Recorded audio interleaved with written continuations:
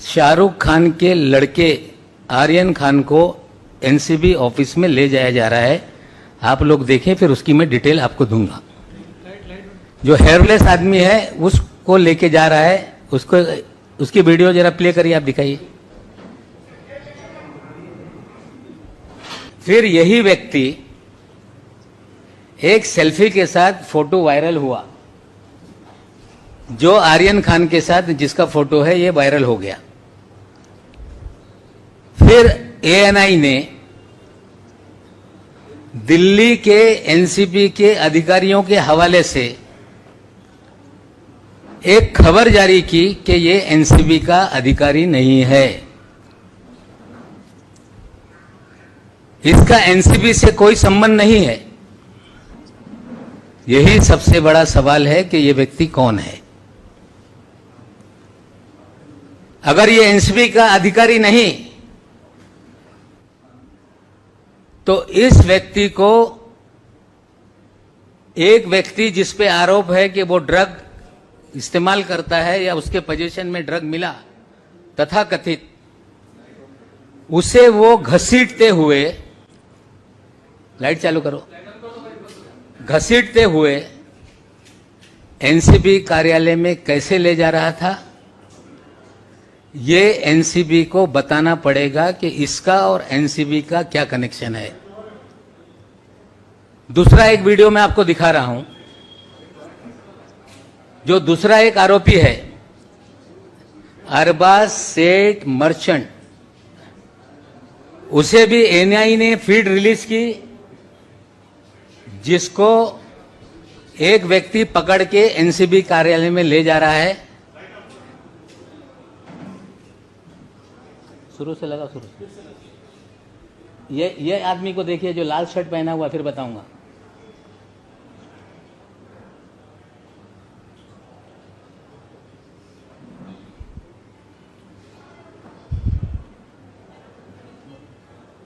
जो maroon shirt वाला है, मैं इसको दे देता हूं, आपको देख लेना आप लोग। दोनों फीड ये एनआईए एजेंसी ने जारी करने का काम किया है। पहले वाले से एनसीबी ने कहा कि हमारा कोई ये अधिकारी नहीं है। पहले वाले का नाम है केपी गोसावी। जो दूसरा वाला व्यक्ति है जो अरबाज को ले जा रहा है, उसका नाम है मनीष भानुशाली। ये भी एनसीबी का अधिकारी नहीं है, ये भारतीय जनता पार्टी का उपाध्यक्ष है। इसकी प्रोफाइल पे जो जो फोटो है लोगों को दिखाने का काम करो। मनीष भानुशाली का, मनीष भानुशाली और फोटो नेक्स्ट राष्ट्रीय है, मुंबई का है, ये बीजेपी बताएगी। उपाध्यक्ष लिखा हुआ है उसके प्रोफाइल पे। इन महाशय के फोटो देश के प्रधानमंत्री मोदी जी के साथ हैं।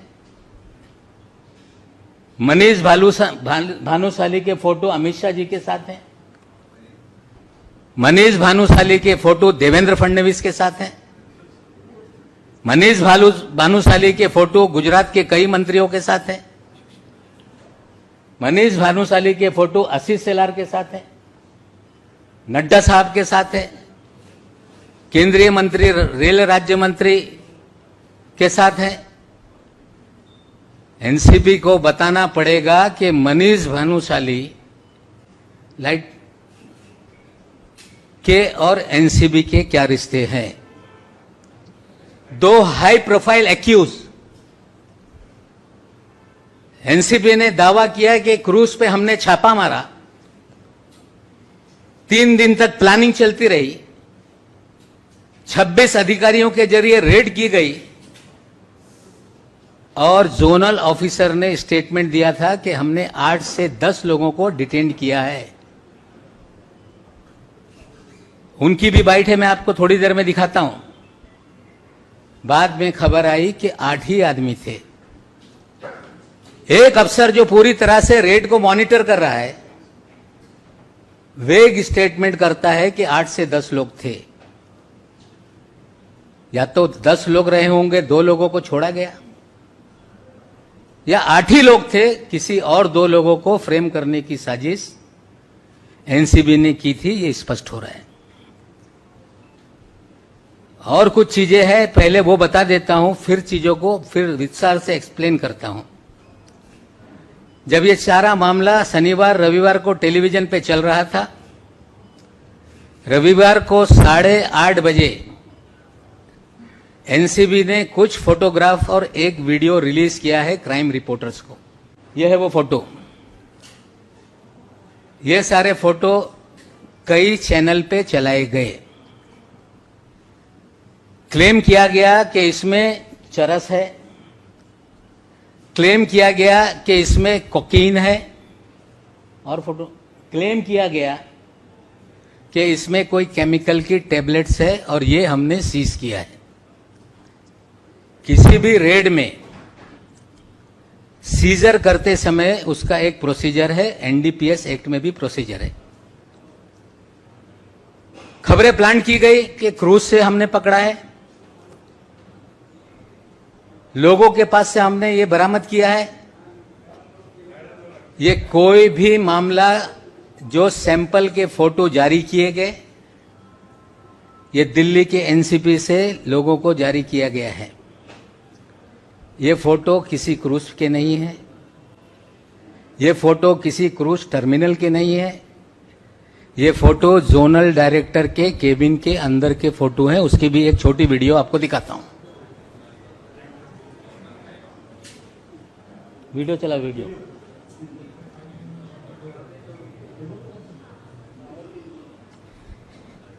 किसी भी सीजर का एक प्रोसीजर है कि जहां पे छापेमारी हो, लाइट चालू करो, छापेमारी हो, वहां पे पंचनामा बनाया जाए, जो भी सीज मटेरियल है उसे सील किया जाए, सील करके स्ट्रांग रूम में रखा जाए, और जरूरत पड़े अगर सैंपलिंग को भेजना है तो ये मैजिस्ट्रेट के सामने परमिशन से खोल के सैंपलिंग की जाए और मैजिस्ट्रेट के सामने सील किया जाए।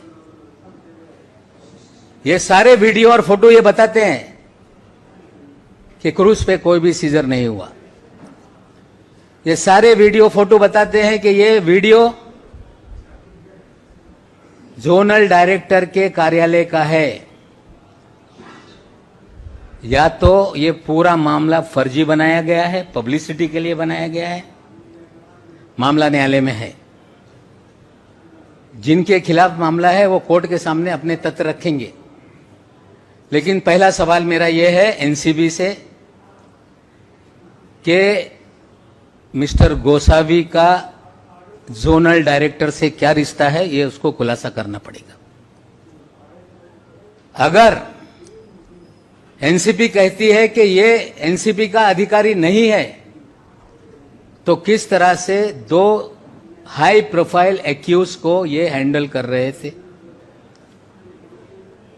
मनीष भानुशाली ये एनसीबी का अधिकारी नहीं, फिर ये दूसरे हाई प्रोफाइल जो एक्यूज है उसको कैसे हैंडल कर रहा था? सवाल ये उठ रहा है कि क्या एनसीबी को अधिकार है कि प्राइवेट लोगों को हायर करके या उनकी मदद से रेड की जाए? अगर है तो किस कानून के तहत, इसका भी खुलासा एनसीबी को करना पड़ेगा। हमारा सीधा आरोप है कि पिछले 1 साल से भारतीय जनता पार्टी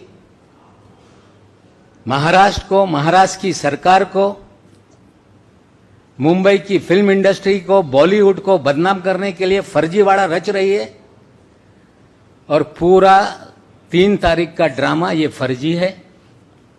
और श्री मनीष भानुशाली, इनका प्रोफाइल अभी उन्होंने लॉक कर दिया है।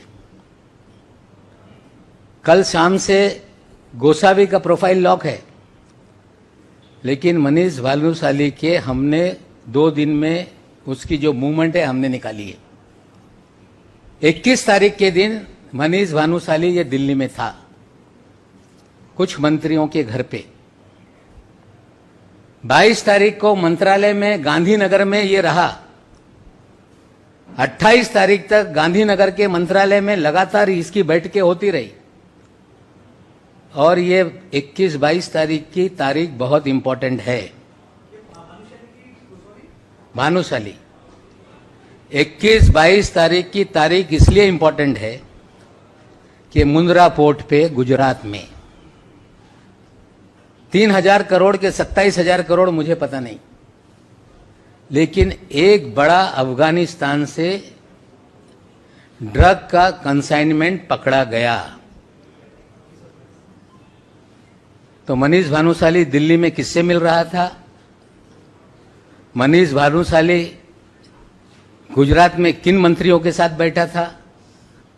28 तारीख तक मनीष भानुशाली गुजरात के मंत्रालय में क्या कर रहा था?